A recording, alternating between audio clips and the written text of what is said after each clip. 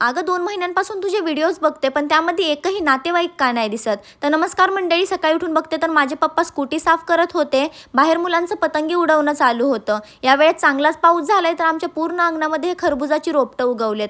असो मी घरामध्ये आले, चमच्याभर तूप खाल्लं. आता सांगते नातेवाईकांचा विषय. मे 2021 मध्ये माझी मम्मी कोरोनाने वारली. त्यावेळेस माझी नुकतीच 12वी पूर्ण झाली होती आणि पियाची 5वी. 2 वर्ष कोरोनामुळे धंदा बंद राहिल्यामुळे माझे पप्पा कर्जबाजारी सुद्धा झाले होते. ज्यावेळेस माझी मम्मी वारली त्यावेळेस आम्हाला नातेवाईकांकडून अपेक्षा होती की त्यांनी आमच्या घरी यावं, 1-2 दिवस आमच्या सोबत राहावं आणि बरं वाईट समजून सांगावं. पण बोटावरती मोजण्या एवढे 1 ते 2 लोक आमच्या उंबरट्यापर्यंत आले. बाकीच्यांनी डोकून सुद्धा नाही बघितलं की आमच्या आयुष्यामध्ये काय चाललंय. आज त्या गोष्टीला 6 वर्ष पूर्ण झालेत. परिस्थिती पूर्णपणे बदलली आहे.